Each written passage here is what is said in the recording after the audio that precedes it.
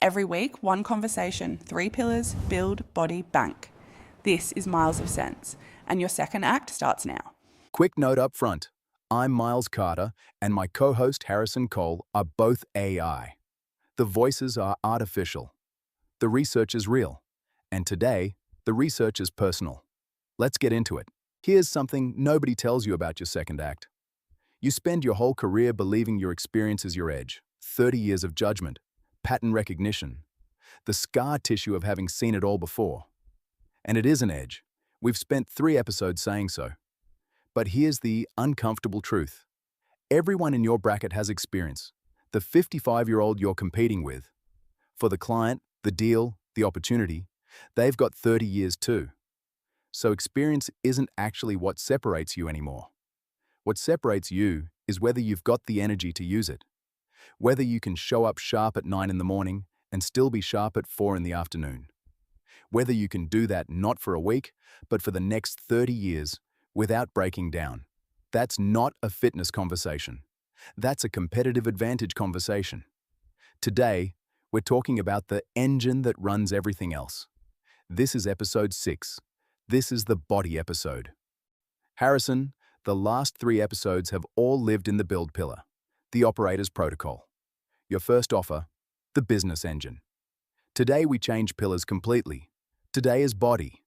And I want to be upfront with the audience about why I'm not just hosting this one, I'm in it.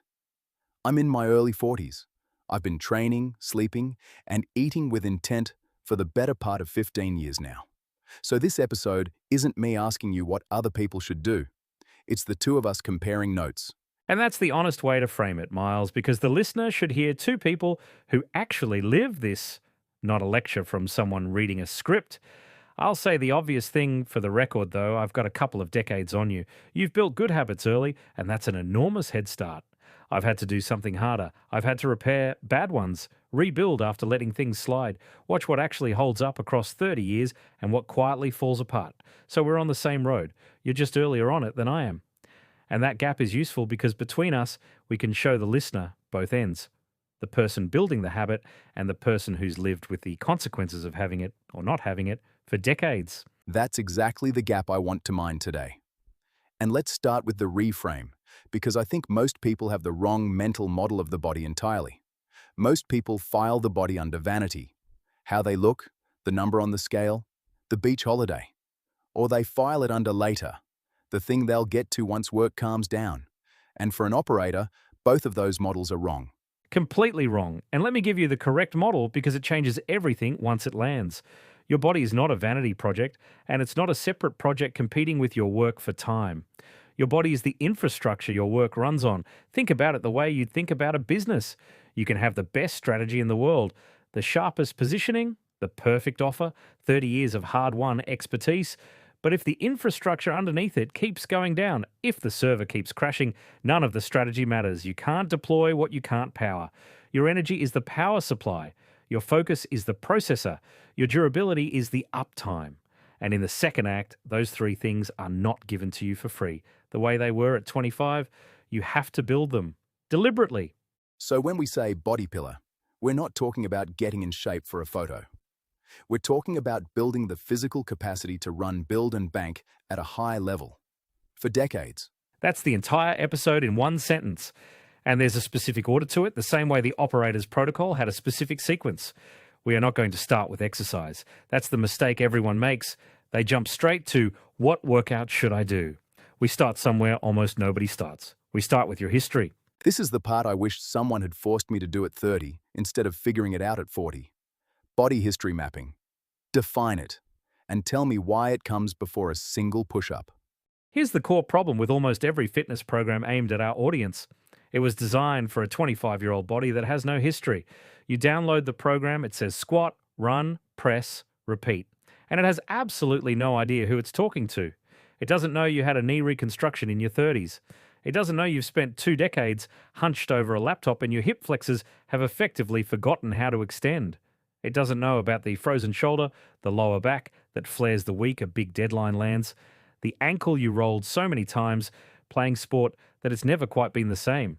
Body history mapping is the step where, before you train anything, you take a complete and honest inventory of what your body has actually been through. Every injury, every surgery, the repetitive load your career put on you, the decade you sat still, the things that already ache when you wake up. Because the program has to be built for the body you're actually in, not the body the internet assumes you're in.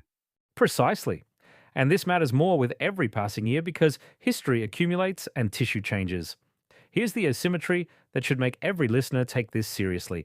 A generic, slightly too aggressive program doesn't really hurt a 25-year-old. They're resilient, they bounce, they recover overnight. That exact same program can sideline a 50-year-old for 3 months.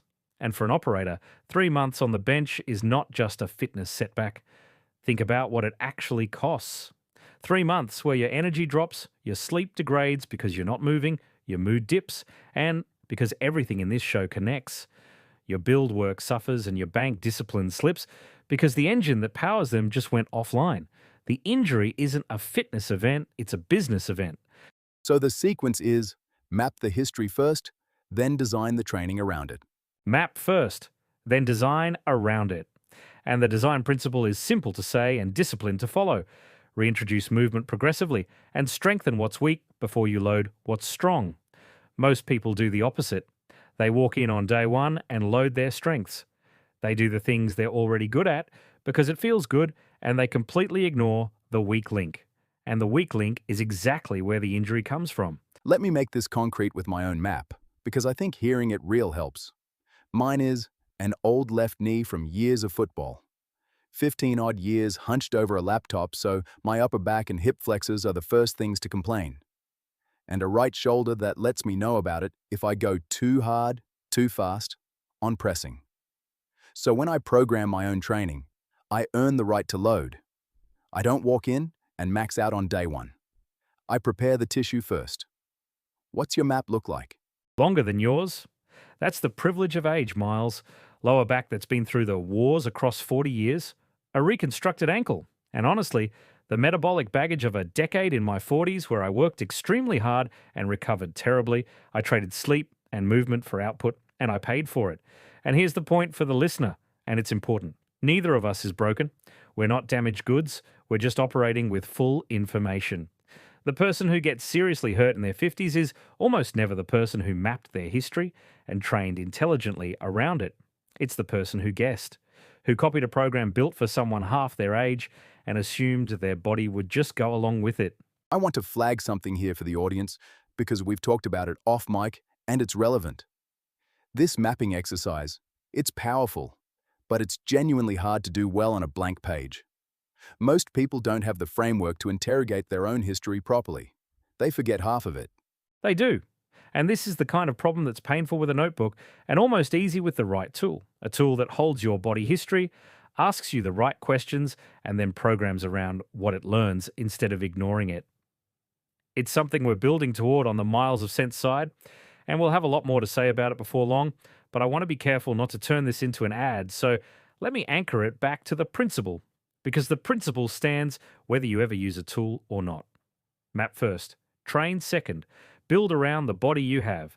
Whoever does that, with a tool, with a good physio, or with a disciplined notebook, is the one who's still training, pain-free, 10 years from now. Map the history, design around it, strengthen the weak link first. All right, once you've done that honestly, where does the actual work start? With the single most important and single most neglected thing in the second act. The thing the research is more emphatic about than almost anything else in human health. Strength. Strength. And I want you to make this case hard, Harrison, because I think a lot of our listeners still quietly file resistance training under optional, or worse, under ego. Convince them. Then let me give them the one word that should permanently change their mind. Sarcopenia. It's the age-related loss of muscle mass and strength. And here's what makes it dangerous. It's silent, and it starts early. It begins quietly in your 30s, and it accelerates after 50. If you do nothing about it, you can lose a meaningful percentage of your muscle every single decade, and you won't necessarily notice until the day you can't do something you used to do easily. And this is the reframe that matters. Muscle is not about looking good with your shirt off. Muscle is the tissue that keeps you independent at 80. It's what lets you get up off the floor, carry your own shopping, catch yourself when you stumble instead of breaking a hip. The loss of muscle is, very literally, the loss of independence, just played out in slow motion over 30 years. So when you call strength training the longevity drug, you mean that close to literally? Close to literally, yes. If the benefits of resistance training could be put into a pill, it would be the most prescribed and most valuable drug on the planet, and it wouldn't be close. Look at what it does. It maintains and builds muscle, obviously. But it also strengthens bone, which is your insurance against fractures later. It improves how your body handles blood sugar, which protects you against metabolic disease. It supports balance and coordination, which prevents the falls that genuinely end people's independence. And this is the part operators should care about most. It directly supports brain health, mood, and energy. Here's the framing I want every listener to hold on to. You are not training for how you look this summer. You are building a physical buffer, a reserve of strength and muscle that you will slowly draw down over the next 40 years. The more you bank now while you still can, the higher your floor is later. It is, quite precisely, the body's version of compound interest, which, Miles, is a theme this show keeps coming back to in every single pillar. Build the buffer now, draw it down slowly. I love that frame because it reframes today's session as a deposit, not a chore. All right, let's get practical. I'll tell you what I actually do, and you tell me whether it's right or just what works for me. I lift 2, sometimes 3 times a week. Compound movements. Progressive overload. Nothing heroic, nothing I'd put on the internet. Is that the shape of it? That is remarkably close to the shape of it for most people in our bracket. And notice what's missing from your description. There's nothing extreme in it. No 2-hour sessions, no punishing yourself, no chasing a personal record every week. And that's the point. The research does not reward heroics. It rewards consistency and gradual progression. Let me put a frame around it. 2, ideally 3, resistance sessions a week. A small number of fundamental movements that cover the whole body. Something that pushes, something that pulls, a hinge, a squat, and a carry. That's most of human movement right there. And then progressive overload, which is a fancy term for a simple idea. Over time, you gradually make it a little harder. A bit more weight, a few more reps, better control, a little more range. The body adapts to demand, so you slowly, patiently increase the demand. And the mistake you see? It's not laziness, is it? It's the opposite. It's the opposite, and this is so important for our audience specifically, because they're driven people. The mistake operators make is ego. They've been high performers their whole lives, so they walk into the gym and they go too hard in week 1. They lift what their 30-year-old self lifted.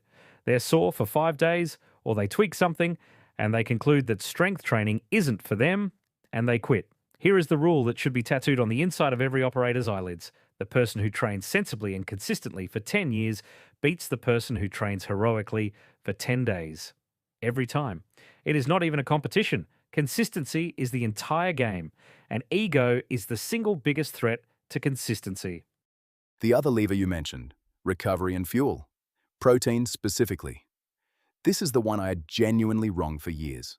I underate it badly, assumed I was fine, and I wasn't. Most people in our bracket do, and here's the cruel twist. It matters more as you age, not less. Older bodies become less efficient at turning the protein you eat into actual muscle. So at exactly the decade when muscle is hardest to keep, the raw material to build it becomes more important, and most people are eating less of it, not more. The general principle the research points to is that active, experienced adults benefit from meaningfully more protein than the old government guidelines suggested, and from spreading it across the day rather than eating almost none at breakfast and loading it all into dinner. Now, the exact number for your body weight, your kidney function, your specific situation, that's a real conversation for your GP or an accredited dietitian. And I mean that sincerely, not as a throwaway line. But directionally, the message is simple. And it's true for most of our listeners. You are very probably under-eating protein and under-training your muscles at the precise decade where both matter most. Strength 2 to 3 times a week.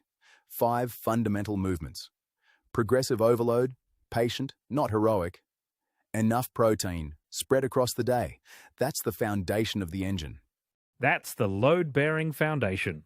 And once the foundation is in, the next layer is what you do with the rest of your day, by starting from the moment your eyes open. This connects straight back to episode 4, the operator's protocol, the 5:30 foundation block. We said the first 90 minutes of the day belong to the body. Let's go deeper on what actually goes into that block, because I think we said the body and left it a bit abstract. Two things go in, and they're both about setting up the entire system for the day. The first is light and movement early. When you get natural light into your eyes within the first hour of waking and you move your body at even just a brisk 20-minute walk, you're doing something genuinely powerful at a biological level. You're anchoring your circadian rhythm. You're sending an unambiguous signal to your body's master clock. The day has begun. It's morning. Start the engine. That one habit pays you twice. It sharpens your energy and alertness now in the morning, and it improves your sleep tonight, because a clearly signaled morning leads to a clearly signaled night. For our Australian listeners, this is almost a cheat code. Get outside into that early light before you touch a screen. For our global audience in darker, colder climates, it matters even more, and it's worth being deliberate, even clinical, about getting light however you can. I do this one religiously, and I'll be honest about why it stuck. It's the keystone. Walk first, the phone stays inside on the kitchen bench. The difference in how the whole day runs is not subtle. It's the difference between me driving the day and the day driving me. What's the second thing that goes in the block? Metabolic flexibility. And let me define it simply, because the term sounds far more complicated than the idea. Metabolic flexibility is your body's ability to switch cleanly between two fuel sources, burning carbohydrate and burning fat, depending on what's available and what you're doing. A flexible engine switches smoothly. An inflexible engine stalls and lurches. Here's what it feels like in real life, which is what listeners actually care about. A metabolically flexible person has stable, reliable energy through the day. No catastrophic 10 a.m. crash. No 3 p.m. slump where they can't think and they're hunting for sugar. No being held hostage by the timing of their next snack. A metabolically inflexible person is on a blood sugar roller coaster from morning to night. Spike, crash, crave, repeat. And that roller coaster is quietly stealing the exact cognitive stability that an operator needs for deep work. So this is the difference between energy you can rely on and energy that owns you. That is exactly the difference. And it's a brilliant way to put it. And you build that flexibility through a handful of fairly unglamorous habits. The first is not spiking your blood sugar through the roof first thing in the morning, which is why a protein-forward breakfast tends to set up a far steadier day than a sugar-forward one. A pastry and a sweet coffee is a decision you pay for at 11 o'clock. The second is regular, easy, low-intensity movement, what people call Zone 2. The gentle pace where you can still hold a conversation. That's the pace that builds your aerobic base and trains your body to burn fat efficiently. And for some people, not all, a sensible eating window rather than grazing from dawn until midnight helps the system reset. And here's where I want you to put the caveat in plainly, because this is health territory and people take podcast advice too literally. I'm glad you're pushing me to say it clearly because it matters. Fasting windows and significant dietary changes are absolutely not for everyone. They interact with medications. They interact with blood sugar conditions like diabetes. They interact with hormones and they affect men and women differently, especially around midlife. This is firmly a talk to your GP before you change anything zone. Not a some confident voice on a podcast told me to skip breakfast, so I did zone. The principle we're giving you is stable fuel, easy movement, and light early. How you apply that to your specific body is a conversation with a professional who knows your history. That caveat lands, and I'm glad we said it straight. The principle, stripped down, stable fuel, easy aerobic movement, light early in the day. That's the engine running smooth instead of lurching from crisis to crisis. That's the whole body pillar in a single image, really. A smooth engine, and there's one more system that governs all of it. The one that, if you get it wrong, quietly undoes everything else we've talked about today. The strength, the movement, the fuel, all of it depends on this one thing. Sleep. Sleep. And I'll confess this on the record, this is the one I defended worst in my 30s. I treated sleep as the thing you sacrifice to get more done. Pull the late night, push through, sleep when it's quieter. I genuinely thought that was discipline. I was wrong. You were wrong. And Miles, you were in enormous company because an entire generation of ambitious people wore sleep deprivation like a badge of honor. I'll sleep when I'm dead. We treated it as proof of commitment. And the research over the last 20 years has been absolutely brutal to that idea. Sleep is not the absence of productivity. Sleep is when the productivity gets consolidated. It's when the day's learning gets filed into long-term memory. It's when the brain physically clears metabolic waste that builds up while you're awake. It's when muscle repairs from the training we talked about. It's when the hormones that govern hunger, stress, and recovery rebalance. You are not switched off. You are running essential maintenance that cannot run at any other time. So give me the concept I should hold on to here. The way build the buffer was the frame for strength. The concept is sleep architecture, and here's why it matters. You don't just need hours, you need the right structure of sleep. Sleep isn't uniform, you cycle through stages, and two of them matter enormously. Deep sleep is the physical repair stage, immune function, muscle and tissue recovery. REM sleep is memory, learning, creativity, and emotional regulation. The reason you feel emotionally fragile and short-tempered after a bad night isn't weakness. It's that you were robbed of the REM that regulates your emotions. And here's the punchline that should change behavior. A person who sleeps 7 well-structured hours can comprehensively outperform a person who spends 9 restless, fragmented hours in bed. It is not about time in bed. It's about the architecture of the sleep you get in there. So it's not simply get 8 hours. It's protect the quality of whatever hours you get. What are the actual levers? Because I've found them to be almost insultingly low-tech. They are gloriously low-tech, which is exactly why people dismiss them and go looking for a supplement instead. Lever 1, the most powerful of all, consistency. Going to bed and waking up at roughly the same time every day, weekends included. Your whole system runs on rhythm, and an irregular schedule is like flying through a new time zone every couple of days. Lever 2, a cool, dark room. Your core temperature has to drop for you to reach deep sleep, so a cooler room genuinely helps, and darkness signals the brain to produce the hormones that run sleep. Lever 3, a buffer of low light and no screens before bed. It's the morning light principle in reverse because bright light late at night tells your brain it's still daytime. And lever 4, the honest one nobody wants to hear. The two great sleep saboteurs of our generation are alcohol in the evening and caffeine too late in the day. Both feel harmless. The wine even feels like it helps you fall asleep. But alcohol fragments the back half of the night and steals your REM, and caffeine has a long tail that 3 p.m. coffee is still in your system at 9 p.m. whether you feel it or not. Consistent schedule, cool and dark, a wind-down buffer. And be honest about the wine and the late coffee, none of that costs a cent. Not a cent. And that's exactly why it's underrated. There's no product to buy, so nobody markets it to you, so people assume it can't be important. It's the most powerful and most ignored lever in the entire pillar. I'll add one bonus because we referenced it in episode 4, the strategic nap. A short 10 to 20 minute nap in the early afternoon when it's available can genuinely restore alertness without wrecking your night's sleep as long as you keep it short and not too late. The operators I'd back are the ones who treat their sleep like a non-negotiable business asset because that is precisely what it is. Let's close the loop, Harrison, because everything we've said so far, strength, movement, fuel, sleep, an operator could hear all of it and still file it under health and wellness, a separate part of life from the work. I want to make the connection explicit. Why does the body work directly determine the business work? This is the most important point in the entire episode, so let me build it carefully. Cast your mind back to episode 3, where we talked about crystallized intelligence, the deep, accumulated, pattern-based judgment that experienced people have and that younger people simply cannot fake or shortcut. We said it was the single greatest professional asset of the second act, and it is. 30 years of, I've seen this before, here's what happens next, is worth more than any amount of raw processing speed. But here's the part almost nobody connects. That asset runs on biological hardware. Your crystallized intelligence lives in a physical brain, a brain that needs sleep to consolidate and retrieve memory, stable blood sugar to hold focus, the blood flow that exercise provides, and the mood regulation that movement and sleep deliver. A sleep-deprived, underfueled, sedentary brain cannot access its own crystallized intelligence on demand.